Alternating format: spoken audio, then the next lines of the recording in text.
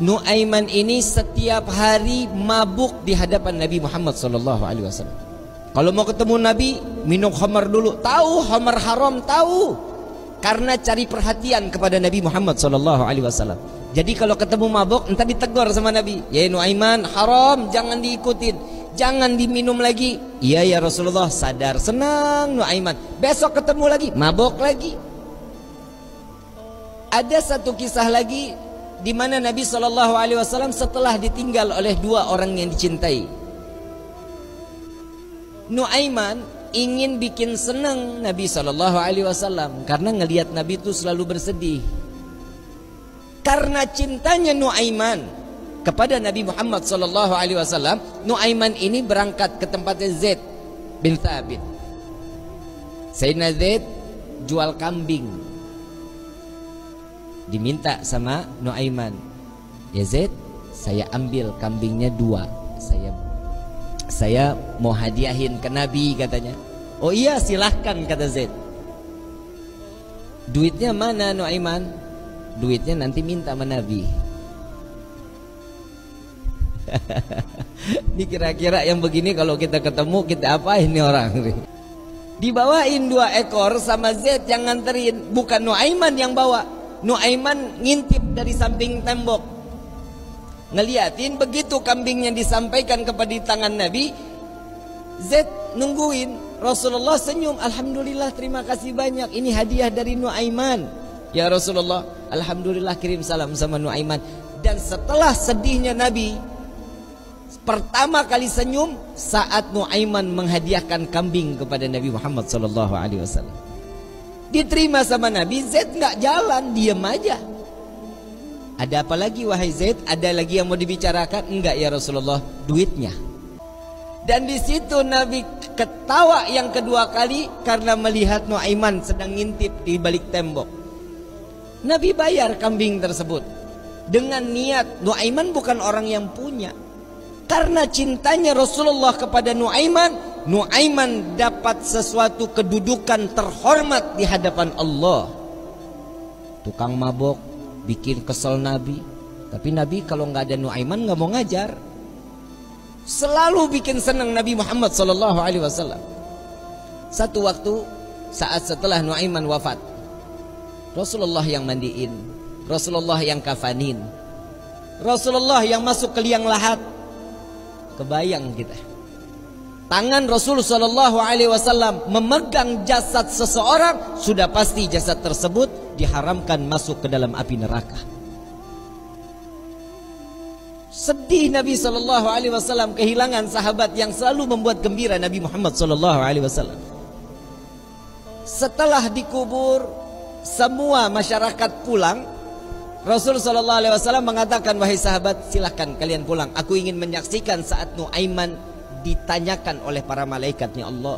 Aku khawatir Nuaiman tidak dapat menjawab. Ditungguin sama Nabi Muhammad SAW. Ini mukjizatnya Nabi.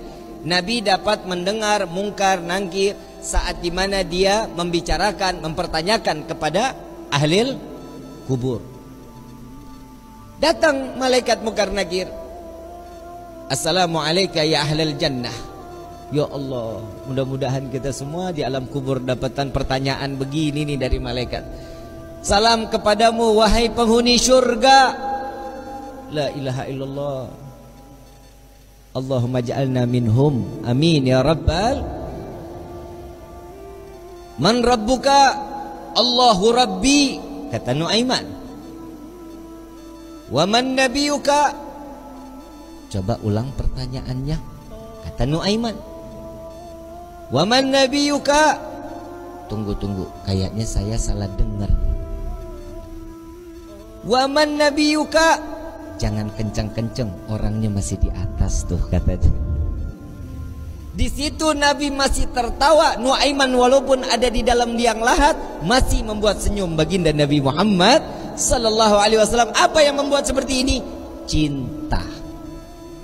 Kalau sudah mendapatkan cintanya seseorang yang kita inginkan, pasti hidup kita bahagia. Bagaimana kita mendapatkan gapainya cinta Nabi Muhammad sallallahu alaihi wasallam?